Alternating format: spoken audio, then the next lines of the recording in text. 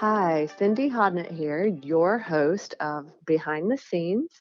We are coming to you remote, obviously, as we continue sort of to count down toward the lifting of a lot of restrictions that the country's under right now. But we are thrilled to have with us on the line one of our dear friends from Hollandale, Florida, Jamie Wasser. Jamie, first of all, thanks so much for being with us today. Thanks for taking time to talk with us today about how things are going. Thanks so much for having me.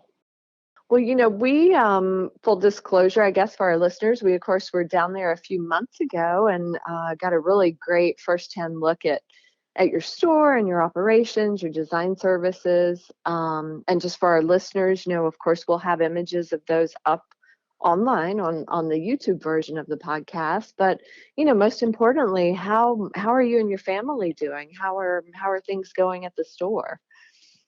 Right now, our store is closed as we're shut down, but our family, everyone is really good. Thankfully, we're all staying home. We're staying connected. We're really grateful to be healthy and to be safe in our homes and to have plenty of food and water and toilet paper, since that seems to be a shortage out there.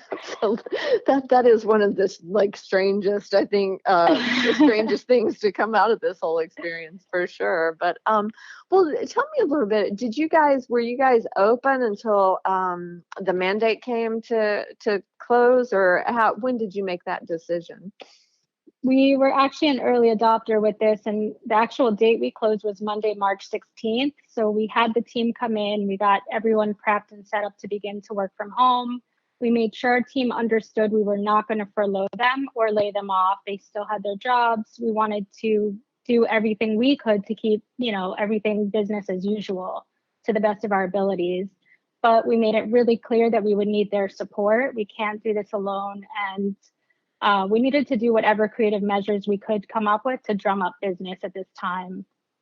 So, I love that you say you guys were early adopters, because I think one of the things that happened with a lot of more not as large retailers is that it just kind of blindsided everyone. And we know from our time with you late last year, I guess, that you guys are really you do a great job of intermingling your digital tools with your person-to-person relationships. But how are you tweaking sort of those those abilities now to stay connected with your customers?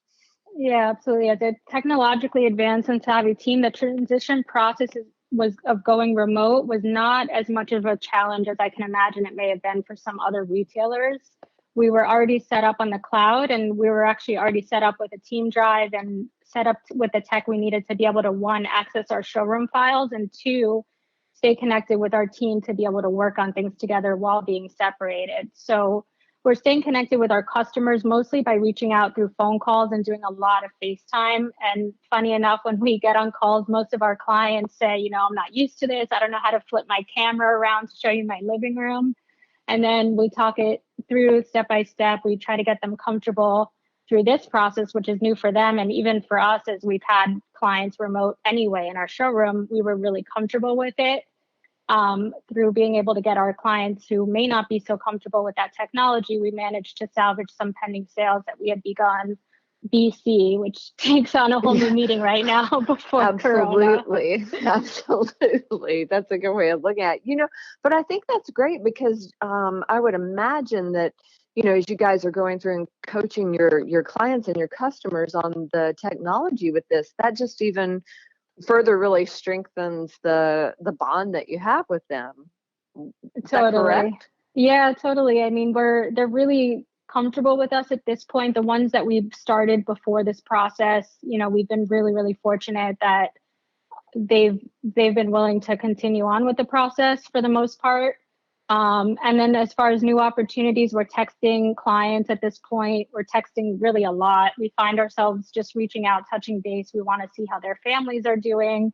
And then thinking about what we can do to assist them. We have some older clients who aren't so tech savvy. So we asked if we can even order them groceries.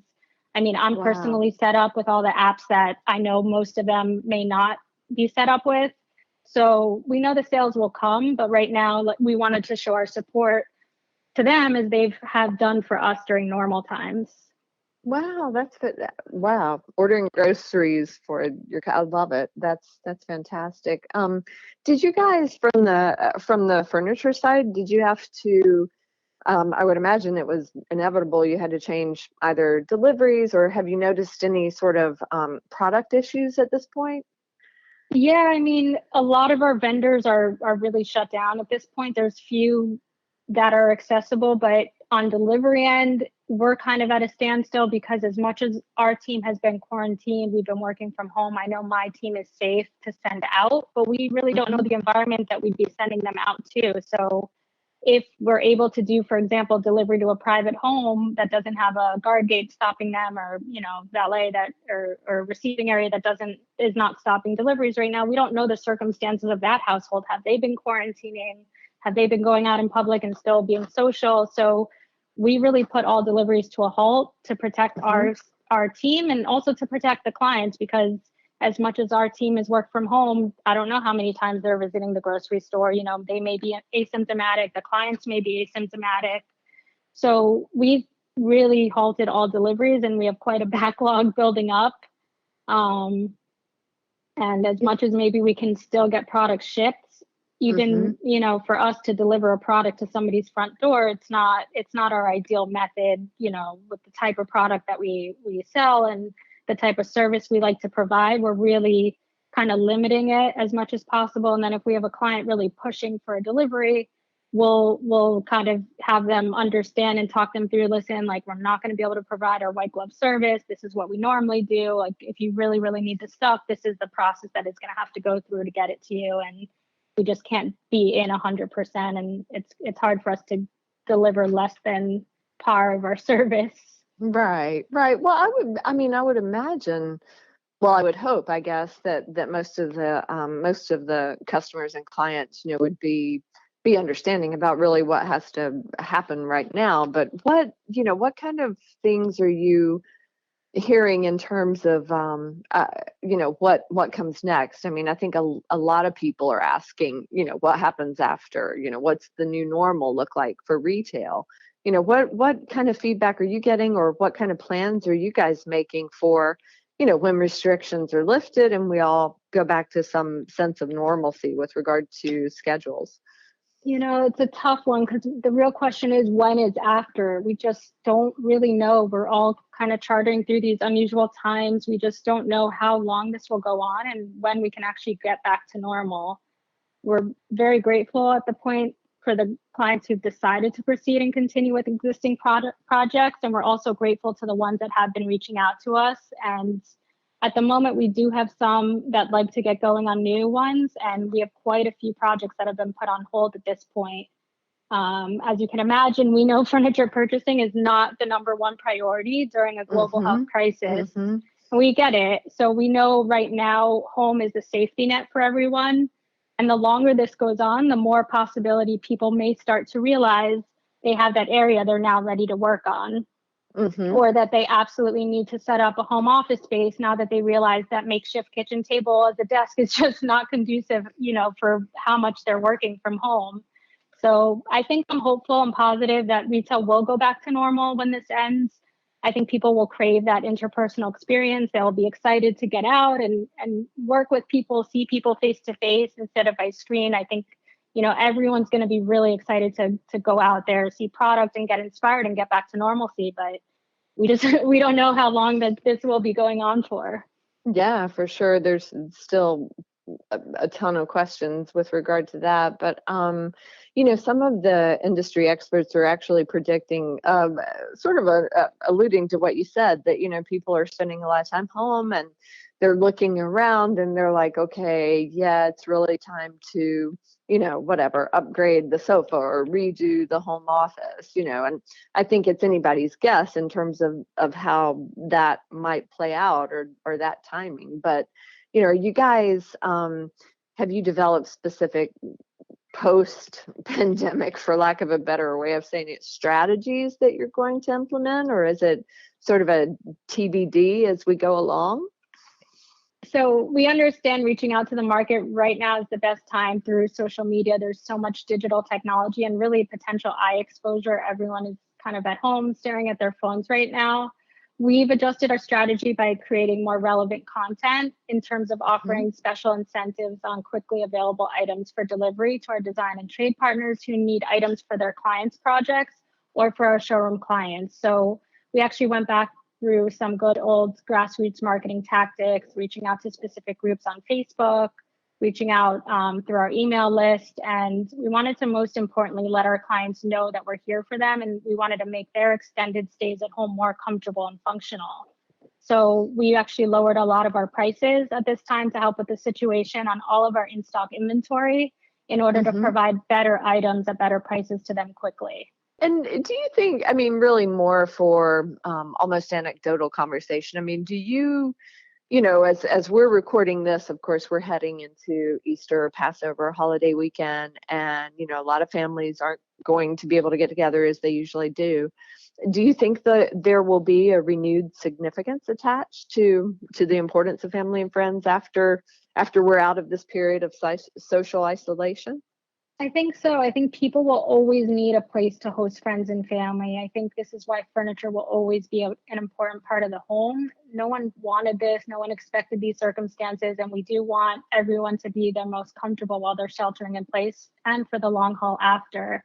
I think this is why we remain focused on finding the right product for our clients' needs and also their space and lifestyle. So we feel it's really important to offer customizable options, as we know not every home is a one size fits all scenario. Like if you go out to a big box store, or maybe they're doing a lot of e-commerce, there may be one or two options that you may be able to order something, but we still want to be able to customize to meet the specific needs, especially with the ever-changing customer. And the way we spend our time is now evolving due to the situation, so we think that will follow after this period as well. And, does that kind of, just drilling down a little bit, would you see that influencing or transitioning any of the maybe the furniture styles, the decor styles that have been prevalent, in recent years? I mean, do you think we'll go back to, big comfortable furniture, or do you see any kind of style shift that might accompany this? You know what I'm thinking? I don't think we ever, even though we're not big and oversized and overstuffed, I think our focus was always comfort. Even though our pieces definitely have style, comfort was always a big factor in doing our buying and bringing stuff to our showroom to bring to our clients. Ultimately, I think maybe where the needs will change is people might not be going out to movies because you're exposing yourself to so many people and who knows what in a movie theater. So maybe somebody's needs have changed where their kids have grown up and they have a den they're not using, or maybe a playroom that the kids grew out of, and they might want to shift that into their personal home theater. So we can fully outfit their, old den into a home theater, customized for how many seats are in the family, and, make a surround sound system in there for them, do the acoustic walls. So with us being a one-stop shop, whatever needs that the family might have, we can adapt our showroom, virtually to reach our clients and really deliver what their changing needs might be for this whole adaptation. I love that example. I mean, I think you probably hit the nail on the head with that example. The other one that we're hearing a lot is that after so many companies have kind of been forced to figure out how to allow their employees to effectively work from home, and they're adapting all the technologies, and some folks are saying there'll be a real resurgence or even more adaptation of work from home. Would you see, for example, categories like home office? I mean, would you see that becoming more important? Definitely. And that's a big thing that, we really don't want to push aggressively selling at this point, because Sure. we really feel like it's about health right now. And we want to make sure like we're not being obnoxious in any sense of the way. And we know the sales will come. We know everything will turn around when the time is right. But definitely, I mean, for me, right before this happened, my building shut down all deliveries, and I needed to get a desk delivered because I knew I needed to be able to work productively from home. So, setting up my space of Zen that I can come and have my desk and my computer was very important, not knowing how long, I'd be in this Mm-hmm. situation. And we're making that possible. We reached out to some vendors to see what's in stock, what can we actually get shipped that doesn't need to go to a receiving warehouse, what we can get to somebody's door. We know people do want to maintain as much of a normal life and normal routine. And really that's the best thing at this time is to keep a routine and keep your productivity up as much as possible. So I think home office definitely, for anyone that hasn't had one or maybe had one that was kind of makeshift, Mm-hmm. I think that'll be a huge growing category for sure coming out of this.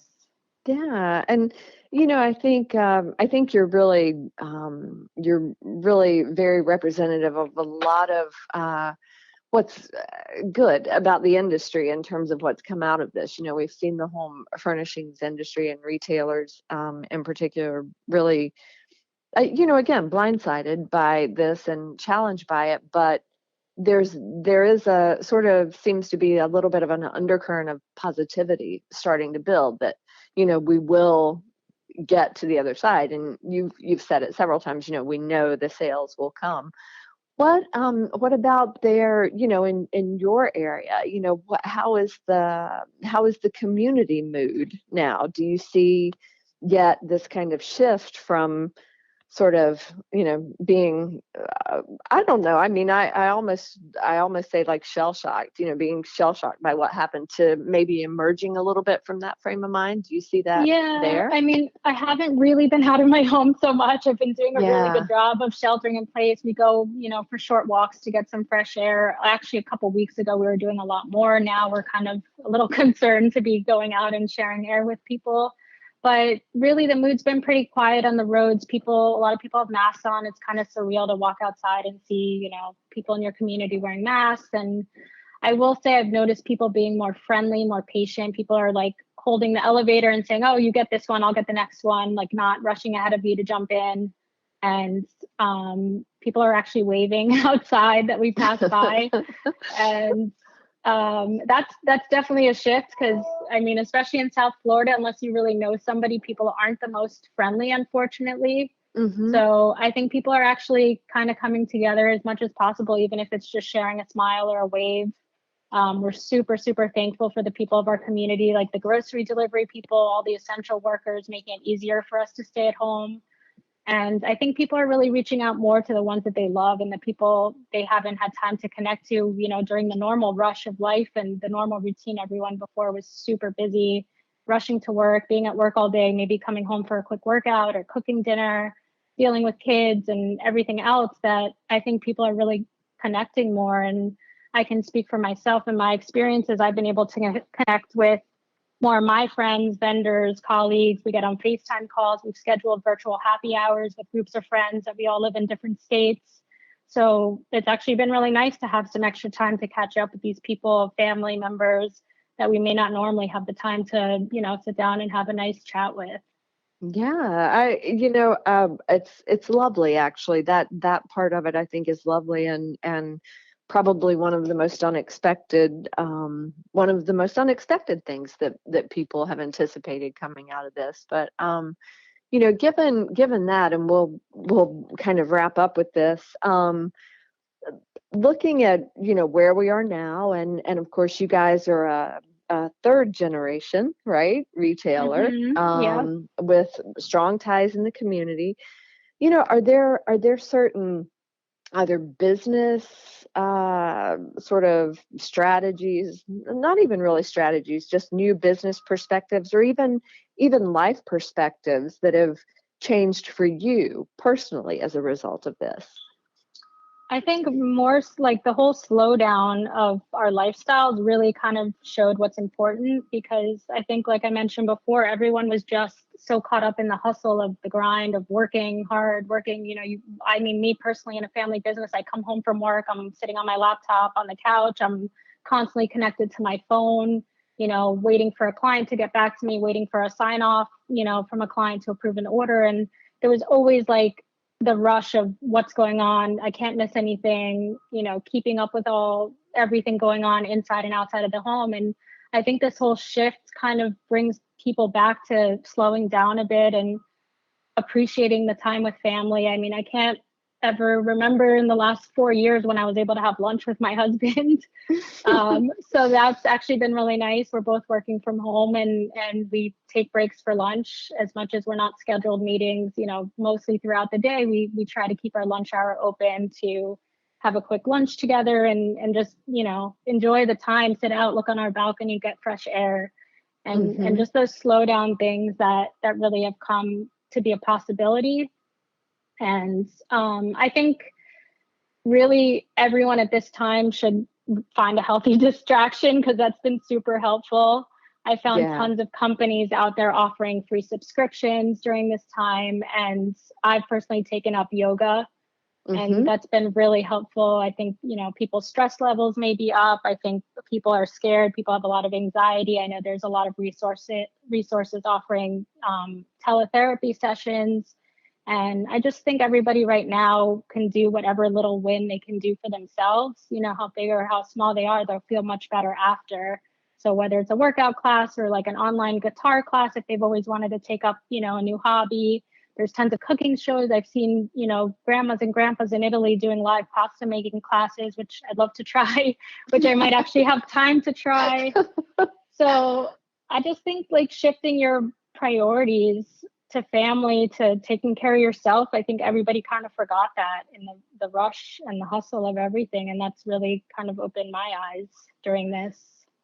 And it's a nice way to close, because you're really reiterating the importance of connections, not only with family but also with your clients and your customers. And it seems like that those bonds are just going to be that much stronger on the other side.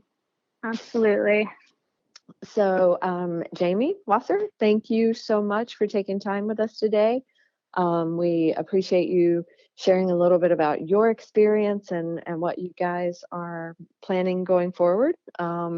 It's really nice, I think, that you underscore the importance of connections, both with family and with your customers. And I'll just, we'll leave it at that, and I'll say I can't wait to see you again in person.